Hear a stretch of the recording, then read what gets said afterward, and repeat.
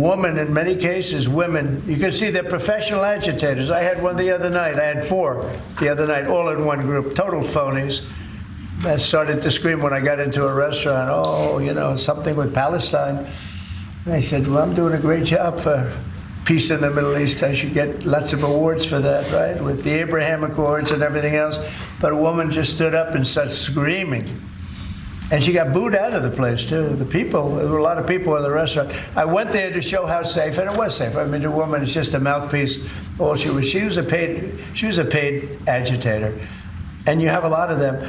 And I've asked Pam to look into that in terms of RICO, bringing RICO cases against it, criminal RICO, because they should be put in jail. What they're doing to this country is really subversive. Yeah. The fascist president has announced he wants RICO charges brought against Code Pink protesters for standing and yelling at him and saying nasty things about him, you know, because he's a sorry ass.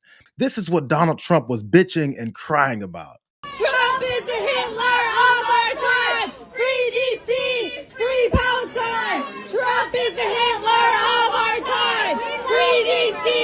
Free Palestine! Trump is the Hitler of our time! Free DC! Free Palestine! Trump is the Hitler of our time! What do you want your legacy to be? Let's go. What do you want your legacy to be? He's terrorizing communities in DC. Time to go. He's terrorizing communities Time to all go. over the world. Time to go. From Puerto Rico. Let's go. Free DC, free Palestine. Trump is the Hitler of our time. Donald Trump and his band of elitists in their ivory towers tried to have this photo op in Washington, D.C., and these Code Pink protesters showed up in the restaurant that his dumbass was going to and surprised him.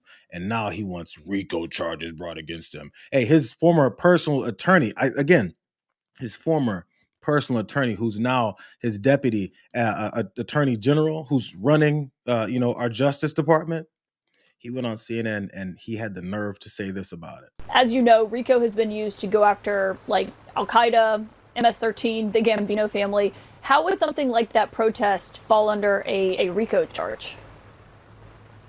That's not what we use RICO for only. RICO is available to all kinds of organizations committing crimes and committing wrongful acts, not just organized crime or ISIS or terrorist organizations. And so it depends. So is it, again, sheer happenstance that individuals show up at a restaurant where the president is trying to enjoy dinner in Washington, D.C., and accost him with vile words and vile anger, and meanwhile he's simply trying to have dinner? Does it mean it's just completely random that they showed up?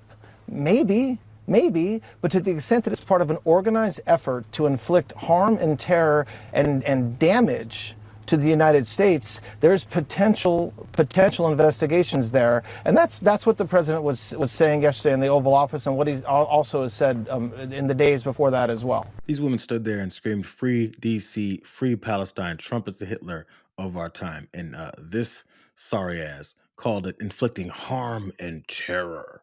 They accosted him with their words and anger. Wow, these guys are weak.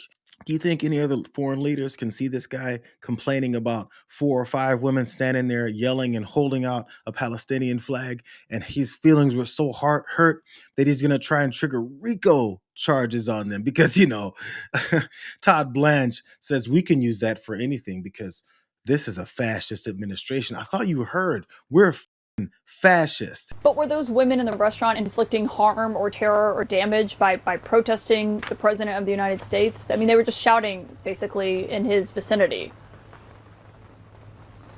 I mean, repeat what you just said. I mean, honestly, so you're asking whether there's damage done by 4 individuals screaming and yelling at the president of our United States while he's trying to have dinner.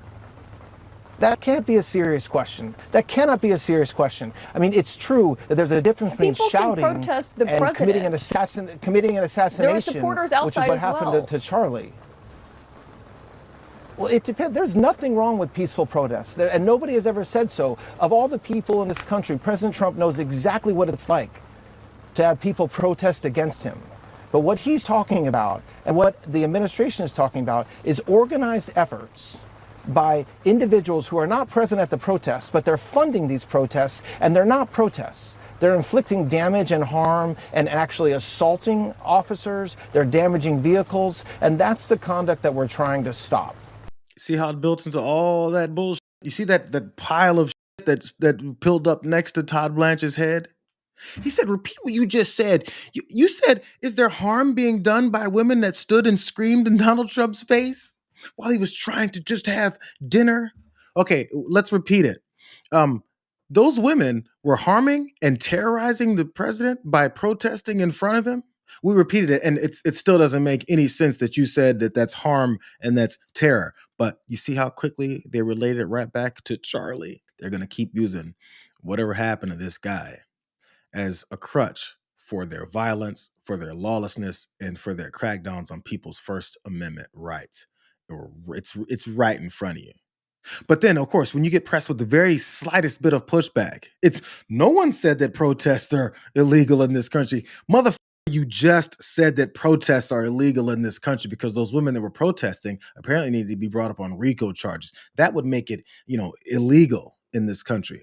This wasn't any kind of like a formal event where anybody's coming and there's some foreign leaders or something. They have these national security threats. And oh my God, look at these people protesting, which by the way, they can do that too. But it's not even that. The harm was he wanted to go have dinner and have a photo op. And state media like Laura Ingraham was all over it. Fox News alert, Donald Trump is out on the town. Dinner with members of his cabinet in D.C., showing it's safe to walk around the city after deploying the National Guard. Crime, as we know, has plummeted in the city. No crime we don't know has plummeted in the city. What we know is the city's on lockdown. That's what we know. And they're looking to make it permanent. That's what the fascists wanted versus what he got. So therefore, he was very, very upset about it.